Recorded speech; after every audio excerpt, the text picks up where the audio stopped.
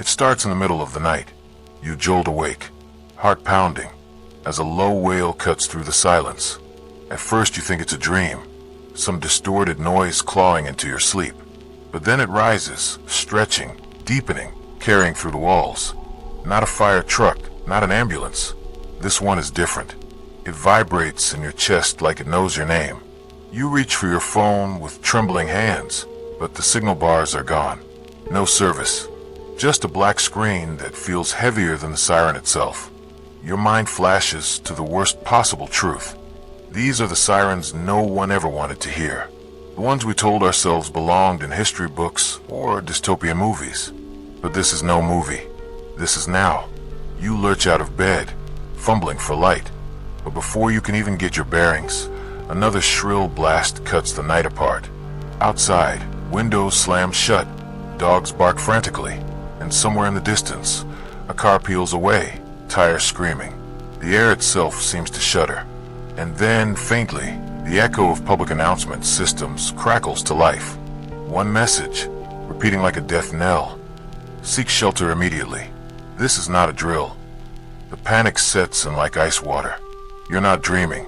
This is the first hour of World War III.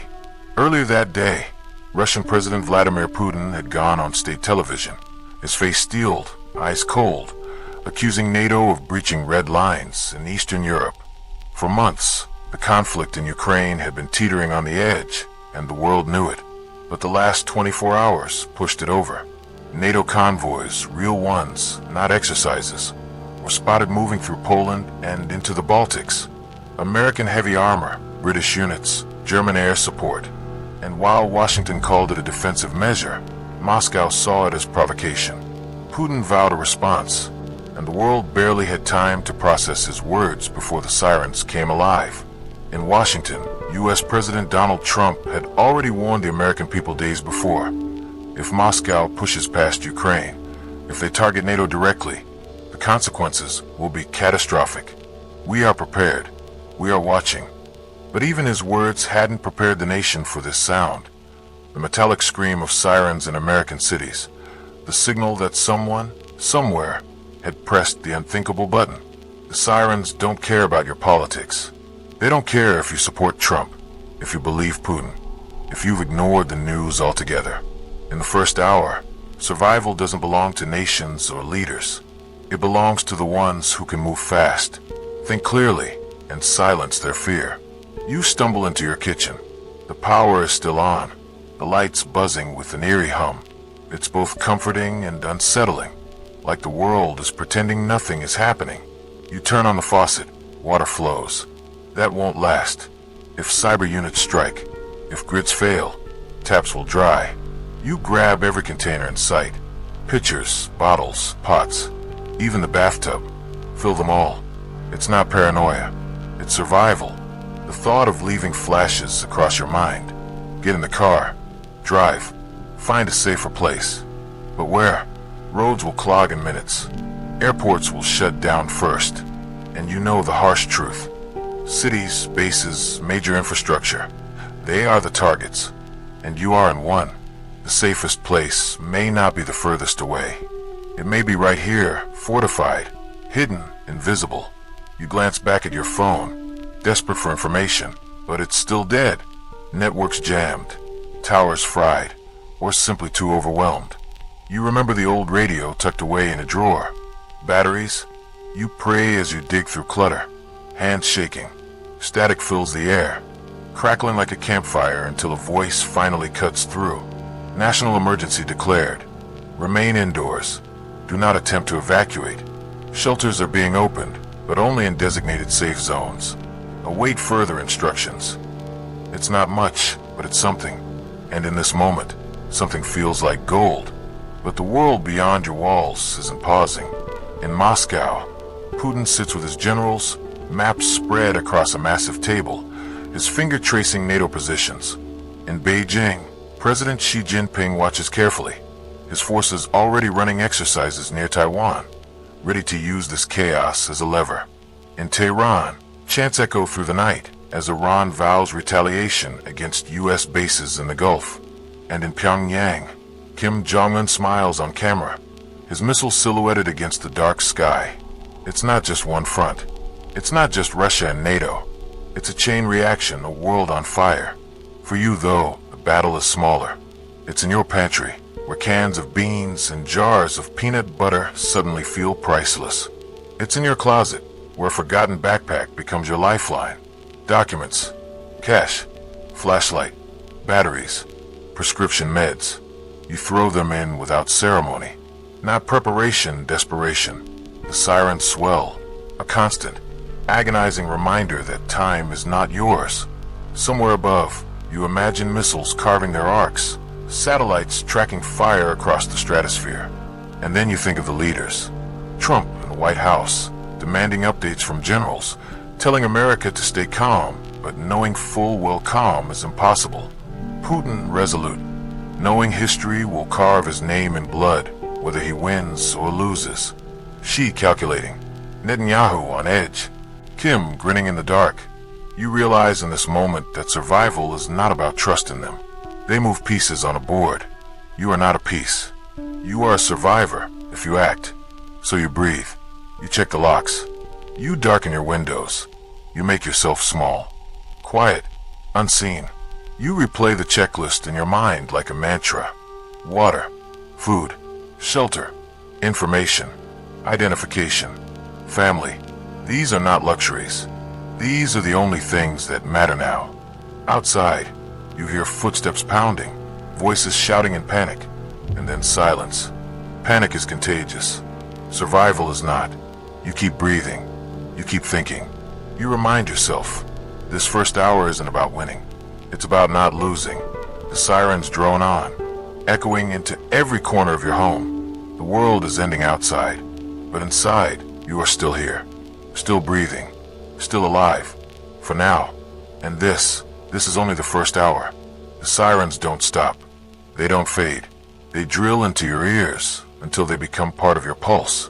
You try to focus, but your thoughts keep fracturing. Family, food, shelter, escape. Every second feels like it belongs to someone else, stolen away by a world spiraling into chaos. And yet you know, these minutes are yours to claim. If you hesitate, they will claim you. Somewhere on the other side of the world, decisions are already being made. In Washington, Donald Trump sits inside the White House Situation Room, his jaw tight, his hands clenched on the table. Generals brief him in clipped voices, every word carrying the weight of catastrophe. Mr. President, Russian forces have activated full nuclear readiness. Satellite imagery confirms mobile launchers repositioning near Kaliningrad. Strategic bombers scrambled. We cannot confirm whether this is a bluff. Trump doesn't flinch. No boots on the ground in Ukraine. I said it then. I'll say it now. But if Putin escalates, we're ready. America's prepared. Stay calm, but stay strong. The words will echo across networks, if networks even function. But here in your home, in the darkness filled with alarms, they feel like whispers you're straining to catch. Putin, meanwhile, is surrounded by his own circle of steel. In Moscow, his generals lean in, pointing at maps marked with crimson arcs. They argue over timing, launch now or wait, strike infrastructure, or cities. Putin's eyes stay fixed on one point, Washington. His war is not just over land, it's over fear. And fear spreads faster than fire. For you, fear is already here. You pace through your living room, staring at the shadows outside. The neighbor's porch light flickers, then dies. A scream pierces the night, sharp and ragged, then vanishes as quickly as it came. The world outside your walls is unraveling, thread by thread. You grip your backpack. Inside, water bottles, a flashlight, canned beans, first aid supplies, cash IDs. It looks small, too small. How could this bag hold the difference between life and death? But you remind yourself, survival isn't about comfort. It's about movement, about choice. Another sound cuts the night, the low thrum of aircraft overhead. Heavy, mechanical, deliberate. You know that sound. Jets. Too low, too fast to be routine.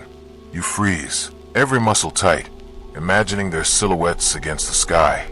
Are they yours? Or theirs? The question is pointless. A bomb doesn't care who sent it. Back inside the Situation Room, Trump is asking the same questions you are, except his answers carry the weight of millions. If Russia launches, what's our detection window? A general replies without blinking. Sir, for minutes. Maybe less. Depends on trajectory. Trump leans forward. And our retaliation? Another general. Immediate. Submarines already on station. Bombers in the air. The arsenal is ready. The clock ticks louder in your ears. For minutes. That's what it comes down to. For minutes between detection and impact. For minutes to live or to die. Suddenly, every action you take feels impossibly slow, weighed down by the thought of a countdown you can't see. You move to the basement, dragging supplies. You seal what windows you can. Pull down blinds. Turn off lights. The house grows darker, quieter. You feel safer and more trapped all at once. The air seems heavier here, as though it knows what's coming. Your radio crackles again. A new voice now, sharp or urgent. Reports of cyber attacks across multiple cities. Power outages. Communications failing.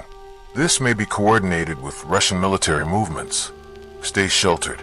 Avoid travel. You picture invisible soldiers, hackers, already dismantling grids, cutting lines, erasing the fragile threads of order. In Moscow, Putin smirks. Cyber units report success. Banks paralyzed. Airports in chaos. Panic spreading across America without a single missile launched. Fear is the weapon, and it's working. You think of escape again. Maybe you could make it to the edge of town, find a designated shelter. But the streets outside are chaos. Neighbors screaming, cars colliding, sirens from every direction, and worse, looters. You know it's coming. When order cracks, hunger and desperation move faster than soldiers. You stay put. For now, you check your bag again, running through each item like a prayer. Water, food, light, radio, knife, documents. One missing piece could break you, but everything is here, at least for the moment. The jets overhead roar again, closer this time. You imagine the pilots, American, Russian, maybe both, locked in a deadly ballet you'll never see. In the skies above Europe, it's already happening. NATO fighters clashing with Russian bombers, each engagement pushing the world closer to the abyss.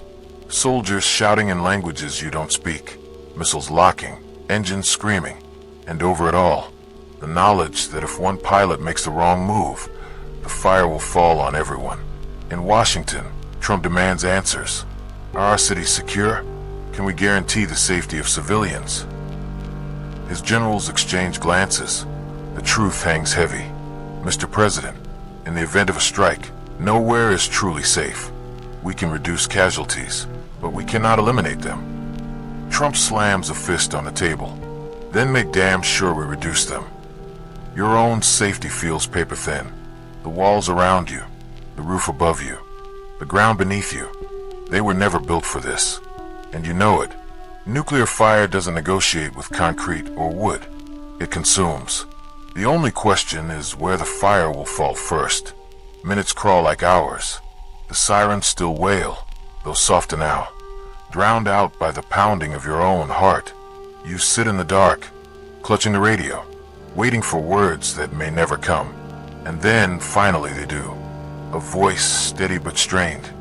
Preliminary reports indicate no confirmed strikes on U.S. soil. Repeat, no confirmed strikes on U.S. soil. Remain sheltered. This may be a drill or a miscommunication. Stay indoors until further notice. Relief washes over you, quick and shallow. No strikes yet, but the voice doesn't promise safety. It doesn't say the danger is gone. It says wait. It says hide. And you realize, the first hour isn't just about bombs. It's about the waiting, the silence between decisions, the seconds where your mind claws at possibilities more terrifying than the blast itself. In Moscow, Putin leans back. No launches yet. He's waiting too, calculating, testing Trump's resolve. And in Washington, Trump refuses to blink. He knows Putin wants panic. He knows fear is the real weapon. And so he waits, too. A deadly standoff, fought not with missiles, but with silence. And in the middle of it all, you sit in your basement, clutching a radio, praying that silence lasts just a little longer. Because survival isn't measured in victories. It's measured in minutes. And right now, you're still alive. The first hour isn't over, but neither are you. The sirens finally fade, but the silence that follows is no comfort. Only a reminder that the worst may still be coming. In that silence, you survived the first hour. But now comes what may be the hardest part, the aftershock. Outside, the city lies fractured. Streetlights flicker as cyber fires ravage the grid. Fractured roads glint under emergency flares. Somewhere a crowd moves, fear-driven, chaotic. You remain in your basement. Steps deliberate, heart steadying. Your first priority, reconfirm safety. You switch your portable radio back on. A voice strained emerges. Assessment ongoing. No confirmed nuclear detonation. Cyber infrastructure severely disrupted. National Guard mobilizing. Local authorities advising shelter in place for 48 hours. That uncertain, fragmented lifeline is your new reality. Above it all, the world's power players recalibrate. In Washington, President Donald Trump addresses the nation late night via satellite. Voice calm but firm. We face a terrifying test, but the United States endures. Our missile shield, the Golden Dome, will begin operation within days to counter threats from Russia, North Korea, and China. Here tonight, the Golden Dome is more than a shield, it is hope. But hope won't replenish your water supply. It won't reboot your communications. You need action. In Moscow, Russia's nuclear corporation chief warns Russia faces colossal threats, accelerating upgrades to Russia's deterrent and missile defense. Belarus, too, now eyes arming its Polonez rocket systems with nuclear warheads, a stark escalation near your borders. You can't fight geopolitics, but you can manage small-scale survival. Step forward. You take your go bag and bring it above ground. Lights are out. Emergency lantern glows. You retrieve your family's emergency plan. Designated meetup points. Safe friends in rural areas. Radios to contact. You tape copies of it to the fridge and store one in your pocket.